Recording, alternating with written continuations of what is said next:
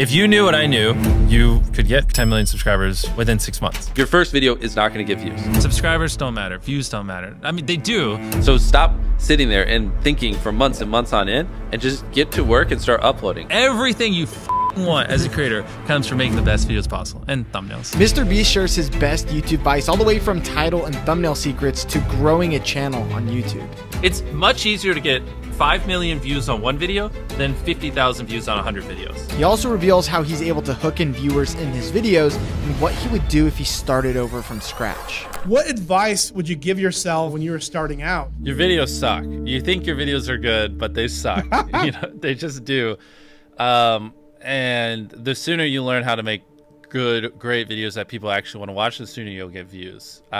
I think is the biggest takeaway. Because like when I was 14, I thought my videos were the best in the world. They weren't. They're terrible. Many people are making way better videos than me, but I didn't think that. And I think, you know, to be successful, you kind of have to have a little bit of that ego where you're like, you know, my content's great. You got to believe in it. But also, like, if you have sub 1,000 subscribers, like, there's a good probability your videos just suck. They just do. And you need to make hundreds of videos or 100 videos. I don't know. It depends on the difficulty of your videos. Improve something every time and just like get to the point where they don't. When you make good content, you'll blow up. It's not the algorithm. It's not anything. It's just like me and most people who are in my position, you just make terrible videos. And that's okay, because you got to make a bunch of videos and improve over time to be great. Like, you don't just pick up a baseball and become an MLB level athlete within a year. You know, it takes many years, and YouTube's kind of the same way. A lot of people get analysis paralysis and they'll just sit there and they'll plan their first video for 3 months. And yeah, any of you listening, if you, especially if you have 0 videos on your channel, your first video is not going to get views, period. It's not. Your first 10 are not going to get views. I can very confidently say that. So stop sitting there and thinking for months and months on end and just get to work and start uploading. Like, all you need to do, this applies to people who have not uploaded videos but have dreams of being a YouTuber, is make 100 videos and improve something every time. Do that. And then on your 101st video, we'll start talking, like maybe you can get some views, but you know, your first 100 are gonna suck. There are very freak cases like Liza Koshy or Emma Chamberlain who have really good personalities and it doesn't take them as many videos. And it's just like people who are 7'5" and making the NBA. Like, yes, there are freak cases you can find, but for the average person like us, you know, who don't have these exceptional personalities and, you know, backgrounds in filmmaking, just make 100 videos, improve something each time, and then talk to me on your 101st video. How do you improve something each time? The second one, just, I don't know, put more effort into the script. The third one, try to learn a new editing trick. The fourth one, try to figure out a way that you can have better inflections in your voice. The fifth one, try to, you know, study a new thumbnail tip and implement it. The sixth one, try to figure out a new title. There's infinite ways. That's the beauty of content creation online. There's literally infinite ways, from the coloring to the frame rate to the editing to the filming to the production to the jokes to the pacing to every little thing can be improved, and they can never not be improved. There's literally no such thing as a perfect video. What YouTube wants is they want people to click on a video and they want to watch it. Like, at its core, that's what it is. Now, you can like draw little lines and go as deep as you want into how to get people to click and how to get people to watch. I mean, essentially, by studying the algorithm, you'll learn that you're more studying human psychology, right? What do humans want to watch? Anytime you say the word algorithm, just replace it with audience, and it works perfectly. Like, the algorithm didn't like that video? No, the audience didn't like that video. Literally, that's it. If people are clicking and watching, then it gets promoted more. And that's literally all the algorithm does, is reflect what the people want to a T. And if you deny that, you just make terrible videos and are trying to find a scapegoat. What makes for a good title? Short? Not just short. It's also, if someone reads it, are they like, do they have to watch it? Is it just so intrinsically interesting that it's just gonna with them if they don't click on it? You know what I mean? Ideally, it's a title also that, you know, because the titles don't live in a vacuum, right? So it has to lead into the content. So ideally, the title represents content that you would want to watch for 20 minutes. So if it's a 20-minute video and the title is I stepped on a bug, the click-through rate is going to be much lower than if it was like a 5-second video. Like, even nuances of the length of the video based against the title will affect whether people want to click it, because sometimes they just don't add up. I mean, it's that, yes, ideally you want it below 50 characters, because above 50 characters on certain devices, you run the chance of it going ... So like, I took a light pole and I saw how many dollar bills I could stack on top, and they would just go ... because it's too long and it can't finish it. And that's the worst thing, because then people don't even know what they're clicking on, and so it's going to do even worse. Short, simple, ideally, and just so freaking interesting they have to click, and it is a good segue into the content, and it represents the length of the content. The more extreme the opinion, typically the higher the click-through rate. If you can like pay it off in the content, then it just supercharges it. So like, oh, so you have a kind of estimate of the extreme. here, like this water, right? If you're like, Fiji water sucks. Yeah, that would do fine. But if you said Fiji water is the worst water I've ever drank in my life, yeah, way more extreme opinion would do way better. but you have to deliver. Yeah, but then you have to deliver, because the more extreme you are, the more extreme you have to be in the video. I heard you guys talking about autoplay on YouTube, Yes. and I've never considered it. I've always thought about the thumbnail, but now on YouTube, videos automatically play. Of course. So before you film a video, what is the thumbnail? What is the video? And then what's the first 5 seconds? And then what's the first 30 seconds? You know, by the first 5 seconds is like goes with the thumbnail. Because it's possible that people open YouTube and They don't see it. They don't Especially even see the for thumbnail. us, because like for so many people I've watched hundreds of our videos, when I upload, I am first on your homepage. So like you just literally don't even see the thumbnail because it autoplays so quickly. So like the thumbnail is irrelevant. I have to like visually convince you to click on the video. Wow, that's so interesting. Yeah, that's why we go so hardcore. Dude, that's so crazy. So do you consider also captions in those first 5 seconds? Because Of people course, aren't all watching of it. with Yeah, audio. everything. Yeah. Everything. Yes, 100%. Wow. So those first 5 seconds, that hook is now even more important than it ever used to be. Oh, 100%. Yeah, before it was important because you had to convince people to watch. Yeah. Now you have to convince people to click and watch at the same time. Whoa. With the first 5 So seconds. that's driving CTR now too. Yeah. It is, Interesting. 100%. Wow. I roasted a lot of people who like have boring first 5 seconds. It's brutal. Your title and thumbnail set expectations, and at the very beginning of the video, to minimize drop-off, you want to assure them that those expectations are being met. If you click on a video where, you know, of his, where it's like, Tether is a scam, and then at the very beginning he starts talking about literally anything else, then you're like, oh, this is bull. This isn't what I clicked on. But if at the very start of the video you go, Tether is a scam, and I'm gonna teach you why, then it's like, okay, you match the expectations. So at the very beginning, match the expectations, and then you want to exceed them. So you want to assure people that what they clicked on is what they're getting, and then blow their mind and be like, but you're also getting even more. That's how you lower drop off, which a lot of people, sometimes it takes them like 20 seconds to really meet the expectations. And so you lose, like, that's where you're going to lose everyone. Everyone's videos start like this, and then it levels off. So you want to reduce the amount of people that click off on the audience retention graph. I hope you're popping up graphs while I'm saying this, so it's easier for people to visualize. We really should drill this home, because like the number one thing is like retaining as many people as possible at the start. Because like envision a chart where you lose 35% of your viewers in the first 30 seconds, and then envision one where you only lose 20%. That's 15% more people that are watching, you know, throughout the video than not. And it's not like you made the whole video like a bunch better. You just had a more strategic intro that hooked them. I'm struggling to put this into words and like to really impose how important that is, but like that 15% difference in viewership really does make the difference between hypothetically like 2 million views on a video and like 10 in my head. The thing people undervalue the most is literally the first 10 seconds of the video. Like, yeah, I think I can quote it. I tied up an FBI agent and I have $100,000 in this bag. Here's a knife. Good luck, and I just run away. Yeah. Like, it gives you everything you need. Yeah. No wasted words, short, concise, and then tension. You basically want to remove every dull moment. You probably want to find the 10 most critical people you know, make them watch the video, and just roast it. You know, certain things like if I just talk to a camera for 10 seconds without a cut, like a lot of people will just like get bored or they'll lose interest. So like having a B cam and a C cam, and just you can just talk for 10 seconds, but 3 seconds in cutting to a B cam and then a C cam. Like now it's more interesting, even though it's essentially the same thing and not that crazy. But you want to have good pacing. Typically having a payoff at the end keeps them, right? Last leave circle wins 10 grand.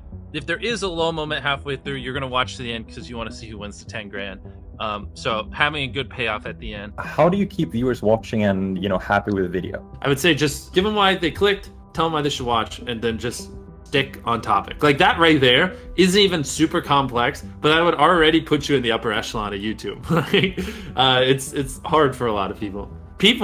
For whatever reason, like they just drag it out. A lot of vlog channels do it. It's like eating $100 ice cream, and they'll be like, I'm gonna eat $100 ice cream, but first, and then it's like earlier in the day, and it's just stuff that has nothing to do with what you clicked on. It's like them birthday shopping for their mom, and it's like that's not why I came here. Now, if you're looking to grow your YouTube channel, I gotta tell you about this before we get into the rest of MrBeast Genius Advice. And that is that we at Think Media are doing a free YouTube challenge to help you grow your first 1,000 subscribers on YouTube or make your first $1,000 on YouTube. To sign up for free, all you have to do is go to tube1kchallenge.com or check out the link down in our description. During this free challenge, Sean Cannell, the founder of Think Media, is going to be showing you guys how to grow your YouTube channels and make money online with YouTube. So click on the link to sign up today or to check out when our next challenge is going to be.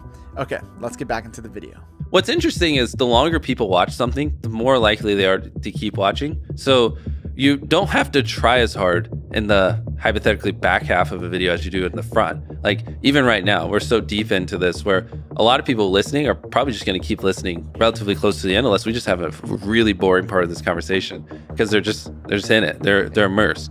And so a big, like, to really boil it down to a simple level, you just want to get people where they're immersed in the content and then just kind of hold them there. The thing is, it's all knowledge. It really is. And like every time I say this, people debate it to the end of time on Twitter, but I don't care. Like I could start a new channel tomorrow with not using my face or my voice, like without ever promoting it. And in 6 months have 20 million subscribers. I just could. Yeah. It's purely knowledge. Like if you knew what I knew, you could get 10 million views a video and you could get 10 million subscribers no matter where you are right now within 6 months. It really is just knowledge. And I can already tell you 90% of the people watching, they don't agree with that. They don't. And everyone has excuses and they're always like, nah, YouTube just doesn't work like that, Jimmy. You don't understand. But I mentor a lot of people. I see it even to this day. I still see it all the time.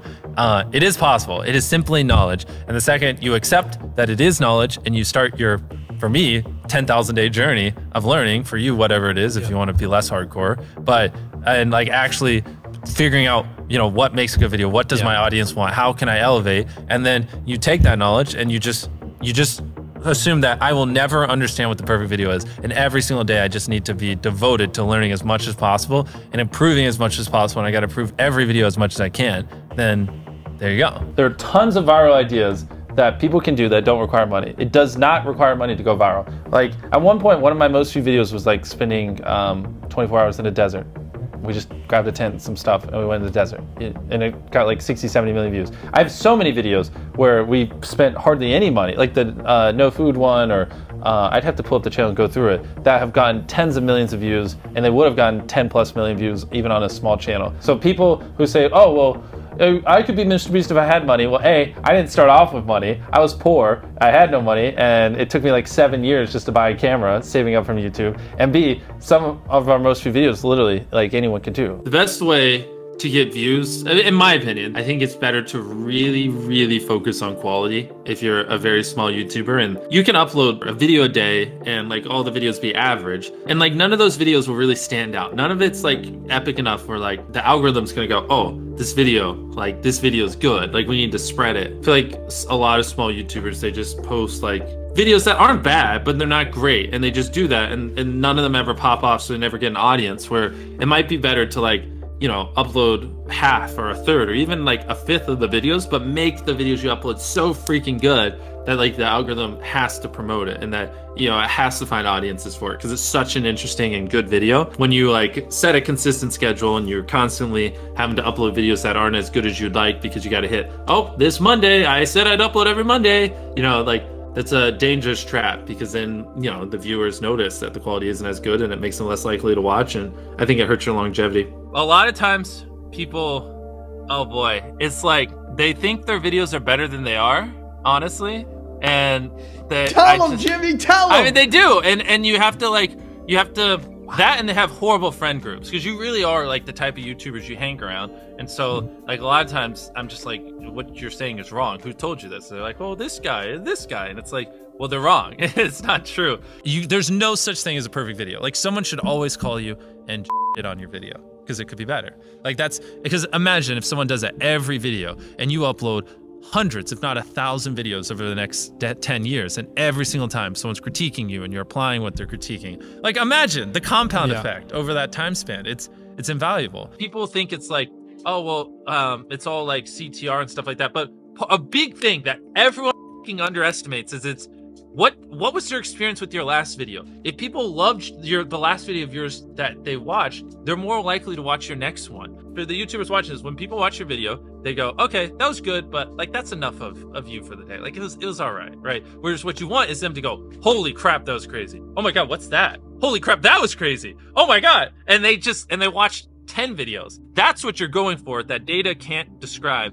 And like, I've never heard anyone talk about that, but that is it. That's how you get these high view counts because people watch 10 videos, not one, you know? It's okay to draw inspiration from me, but just don't do what I do to a T. It's not like $1 versus blank. I'm the first person to do it. But I just, you know, saw that format and I was just like, how can I do that 100 times better? Right. How can I put 100 times more creativity into it? How can I level up the editing by 100 times? How can I spend 100, blah, blah, blah. And that's always my mindset. How can I, like, if I get inspired by something, how can I do that but 100 times better and make it my own? Whereas a lot of people are just like, oh, MrBeast did that. I'm just gonna do it. Yeah, how do I make a good thumbnail? How do I get people to click my video? You want it to be simple. You want them to be able to, like, when they're scrolling through their suggested or homepage or whatever touch point, you want them to instantly be able to understand what you're conveying. And you want them to feel some type of emotion, you know what I mean? The way I like to phrase it is you want to make it so interesting or spike their curiosity or whatever emotion so much that, like, if they don't click it, they'll wonder, you know, when they're before they go to bed, like, what happened? You know what I mean? Like an example would be like if you uploaded a video, I rode a skateboard with 1,000 other people on it, and like people are falling off the side or whatever. And I'm envisioning like a giant skateboard, people like hanging on the side of it.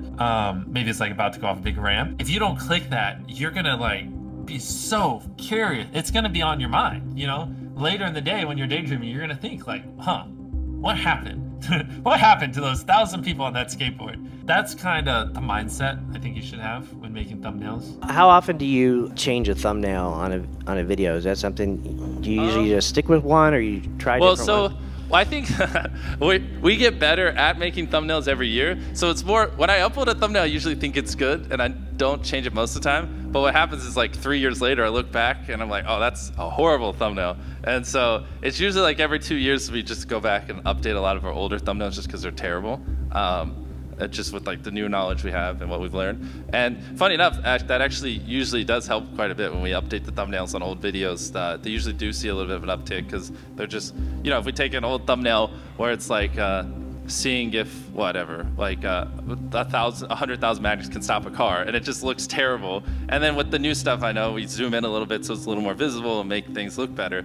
Then magically it starts doing a little bit better because now people actually understand what it is because I'm not as much of an idiot anymore. In 10 years, YouTube's going to be bigger than television ever was for culture, in America at least, in my opinion. And so I think a lot of people underestimate that, and I don't think people really understand just how, like, to be one of the top creators on the biggest social media platform, and that will also be the biggest in 10 years during that whole time, like the amount of value and how crazy that is. Like, you don't need a network, you don't need you know, to go through people. You just are. You can do whatever you want, and you can influence people how you want. It's just wild. It's mind-blowing, and you can leverage that to build businesses or, you know, like do things like Beast Philanthropy or whatever. I think like people don't realize just how much influence the top YouTube channels have. No one's ever gonna do what I do better than me. Like, it's just not. It's not even humanly possible. Like, I reinvest every penny I make. Yeah. I work every hour I'm awake. I devote every atom in my brain to solving this. I hire the best people on the planet. I've been doing this for 14 years. And I think in decades, not years. So I'm going to be doing this for another 20, 30 years, not 2 or 3. So no, the next me isn't going to be me because no one's going to do what I do better than me. It's not possible. If I thought someone was doing better than me, I'd just start sleeping less so I could work even more. Like, I'd figure it out. The barrier to entry to be you is extremely high. Yeah. Right? Especially where you're at Well, it's just because I'm all in. I'm crazy. Like, people shouldn't be me. I don't have a life. I don't have work-life balance. My personality, my soul, my being is making the best videos possible, entertaining my fans as best as I can. Like, that is what exists on this planet. And I don't recommend it. You know what I mean? Like, you should have work-life balance. You should not devote your entire life to this one thing. Like, go have fun. Like, you know, I'm miserable a lot of times. I have a mental breakdown every other week because I push myself so hard. Like, I don't recommend it, you know. What do you think gets us to 1 million subscribers? Well, subscribers is an arbitrary number. Okay, so a million views a video. No, you should ask me, what helps us make the best videos possible? That's the only question you should ask me. Subscribers don't matter. Views don't matter. I mean, they do, but all that comes. Everything you want as a creator comes from making the best videos possible, and thumbnails. But it's easier to, you know, make thumbnails. The video part's the hard part, and that's the thing that you're known for. Ask, how can I make my videos better? Do that every single day for years, and then you'll probably get views.